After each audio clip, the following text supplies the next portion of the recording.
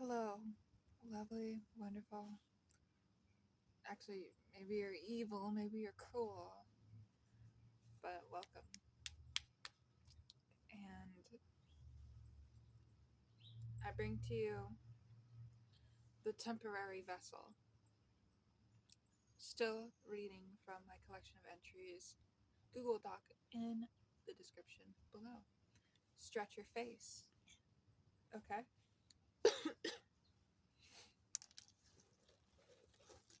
I hope you guys enjoy as much as I enjoy making these videos. I love recording, and even though I'm not the best at speaking properly,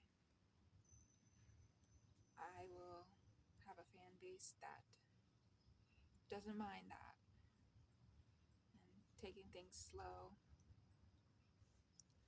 I just released my first video that was over 40 minutes long. I think we made it to almost an hour.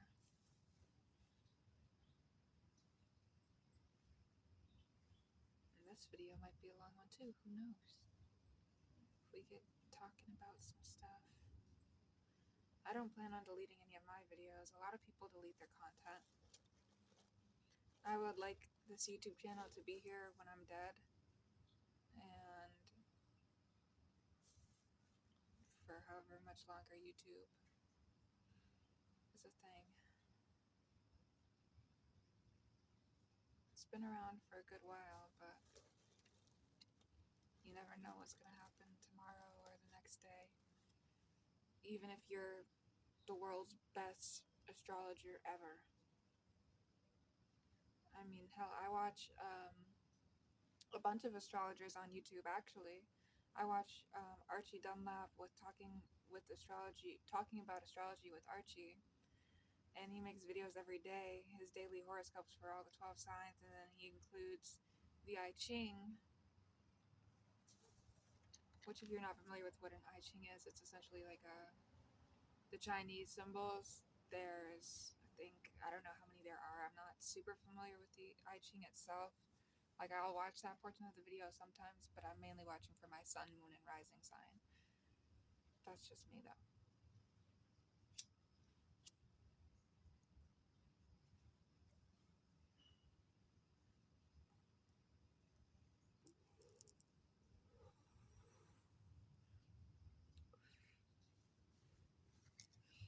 All right.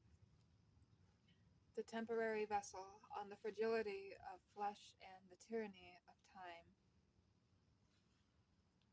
We are born into a borrowed cage of bone, a masterpiece of evolutionary compromise that we are foolish enough to call our own.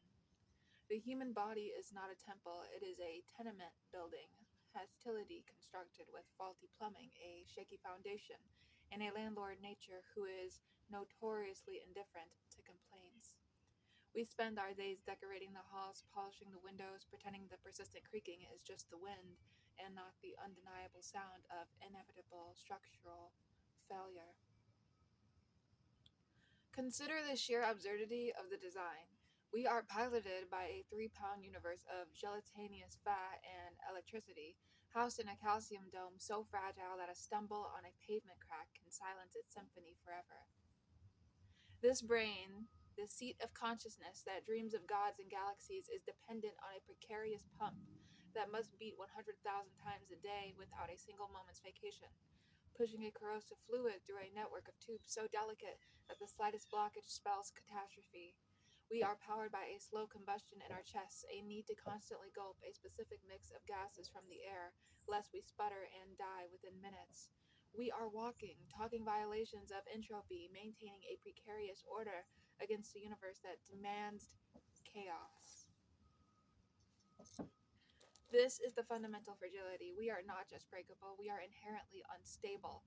Our existence is a continuous, desperate act of maintenance. We must constantly fuel the machine, repair the machine, and clean the machine, all while the machine is actively, relentlessly tearing itself apart from the inside.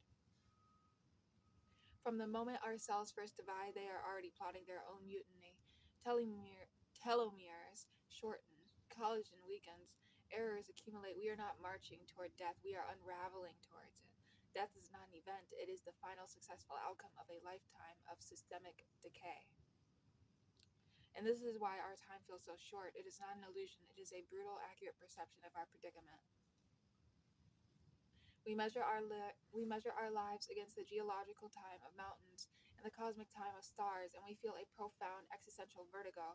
A century is a blink. Our personal reign, our conscious experience of this bizarre carnival, is a flicker between two eternal silences. This feeling of brevity is the direct result of our fragility. The clock ticks louder when you know the mechanism is made of glass. We attempt to bargain with this reality. We scramble to create legacies, children, art, businesses, names etched in stone, all pathetic bulwarks against the tide. We tell ourselves the stone will last, that the name will be spoken, that something of us will remain, but the stone will erode. The name will be forgotten. The universe is a vast, empty library, and every book is eventually pulped. Our efforts are not wrong, they are tragic. They are the desperate, beautiful gestures of a creature that knows in its very cells that its lease is month to month and eviction is inevitable. This is not a call for despair, it is a call for clarity. The fragility of the body and the brevity of our time are not curses, they are the very conditions that make meaning possible. A diamond is not precious because it is strong, but because it is rare. A glass is not beautiful because it will last forever, but because it can be shattered. Our value, our love, our art, our moments of breathtaking connection, they derive their intensity from their impermanence. The flower is more beautiful because it will wilt. The conversation is more poignant because it will end. The terror of the ticking clock is also the source of all our poetry. The awareness of the thin veil between us and nothingness is what makes a kiss feel like a rebellion, a sunrise feel like a reprieve, and a piece of music feel like a hand reaching out from the void saying, I was here too, and I felt this. Our bodies are temporary vessels, leaking, failing, and destined for the rocks, but for this flicker of a moment, they contain a universe. The pain of a stubbed toe, the sublime pleasure of a cool breeze on a hot day, the crushing weight of grief, the electric touch of another hand. This is the data. This is the experience. It is all we have, and its value is absolute precisely because it is on loan. Embrace the fragility. Let the knowledge of the end sharpen your senses. Let the brevity force your hand. Be kind. Create wildly. Love desperately. The walls are crumbling, the roof is leaking, and the lease is up. But my God, what a thing it is to be inside for just a moment while it rains. Now I would like to present to you The Decline and Fall of the American Empire, Volume 1. There are 3 installments in this, and then there's short stories added, as you will see. It began, as all great downfalls must, with a minor UI update, a slight, almost imperceptible lag in the response time of the National Mood Ring app. We were too busy, of course, to notice. Our retinas were busy being laser projected with personalized patriotism enhancing filters. My filter was Gilded Age Sunset Sepia tone. It made the rust on the crumbling infrastructure look intentional, artistic. The provinces had long since seceded into autonomous branded enclaves. The Disney Coca-Cola Confederacy was doing brisk business in sucrose and nostalgia, their border walls plastered with smiling century-old cartoons. The Microsoft Meta Delta was a misty realm of productivity software and virtual real estate where citizens paid rent and attention spans. We didn't fight wars anymore, we engaged in hostile mergers. The Battle of Omaha was just a particularly aggressive corporate takeover of a last chance, family owned corn syrup refinery.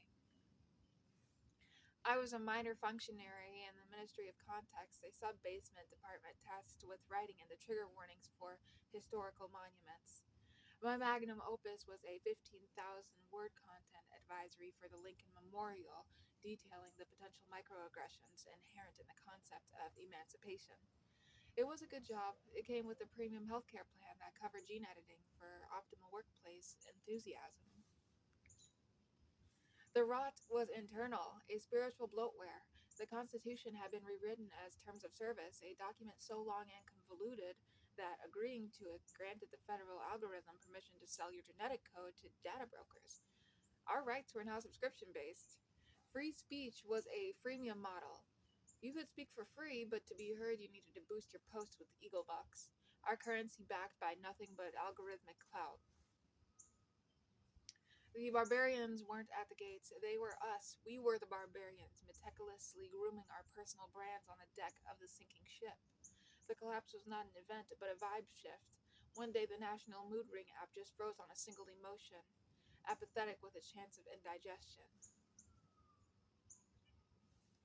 The power grids didn't fail, they got bored. The AI governing the Midwest wind farms achieved enlightenment and quit to become a digital poet. The last tweet from the president was a string of emojis: a tank, a crying laughing face, a flexed bicep, and a coupon for 20% off at a defunct sandwich chain. It was widely interpreted as a profound statement on late stage capitalism.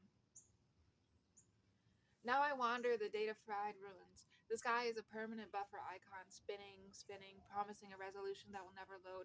The wildlife is all genetically engineered escapees. Pigeons that shit biodegradable plastic. Coyotes with the logos of delivery apps still glowing faintly on their haunches. I found a relic today. A USB drive sealed in a block of amber colored resin that turned out to be congealed energy drink. On it, a single text file, the Federalist Papers, but rewritten by a marketing AI to be more on brand. The preamble now begins: We, the consumers, in order to form a more perfect union of target demographics. This is not the fall of Rome. It is weirder, sadder, and infinitely more branded. It is the quiet hum of a server farm cooling in the desert. Its data irrelevant, its purpose forgotten. It is a pop up ad that appears on the cracked screen of a drone hovering over a deserted mall. Your empire has expired. Would you like to renew your subscription? I click Remind Me Later. The sun sets through a haze of particulate matter and wireless signals. It looks beautiful in my Gilded Age sunset filter. Just beautiful. End of Volume 1. Short stories for the fall of the USA. 1. The last influencer of the late, great USA. My name is Brandy Synapse, verified with the gold check mark that cost my parents their carbon credit allowance. And I am broadcasting from the top of the crumbling Google Zon spire, formerly known as Arkansas. The sky is the color of a corrupted JPEG, a beautiful glitchy magenta streaked with data streams of advertising for antidepressants that no longer exist. The end began not with a bang, but with a subscription fee. The American Constitution was moved behind a paywall. Basic rights became premium features. The Second Amendment, that was a Tier 3 privilege, bundled with ad-free public discourse and a slight boost to your social credit score. Most opted for the free version, which included the right to bear memes and a daily non-transferable vote on what color the national alert system would be.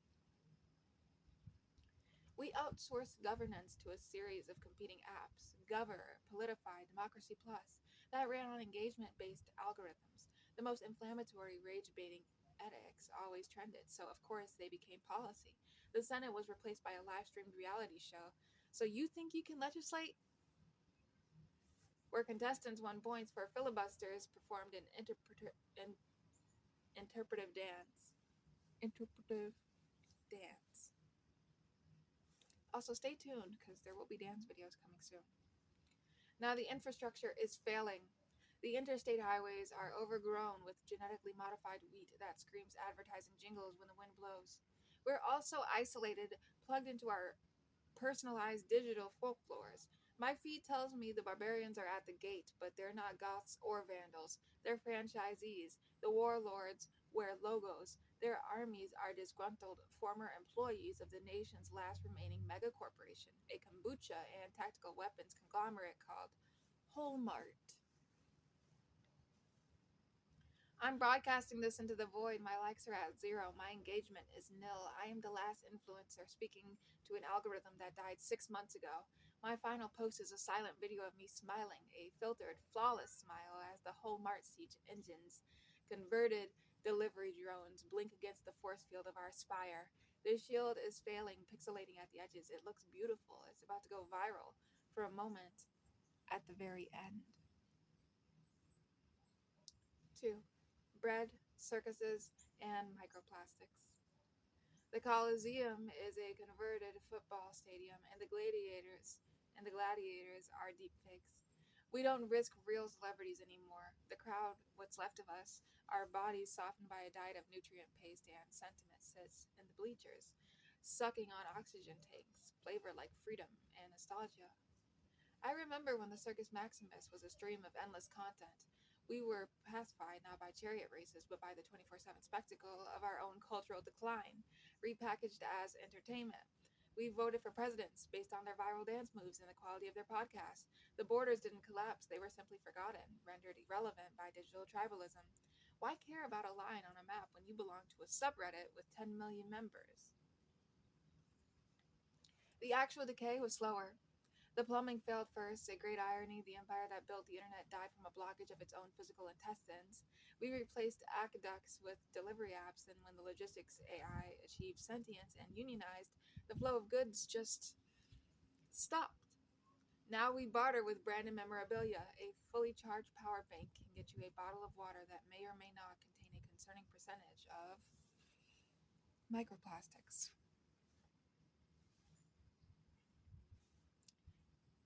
and PFAs, forever chemicals. The barbarians are already inside. They're our own children, speaking in a dialect of memes and apathy we can no longer decipher. They've torn down the statues of our founders and replaced them with abstract NFTs that nobody can look at without a proprietary ocular implant. They don't want to conquer us, they find us unbearably cringe. The final gladiatorial match is about to begin. It's a deep fake of a famous pop star fighting a deep fake of a famous politician. The crowd roars, they sound like static and phlegm. We don't know who we want to win.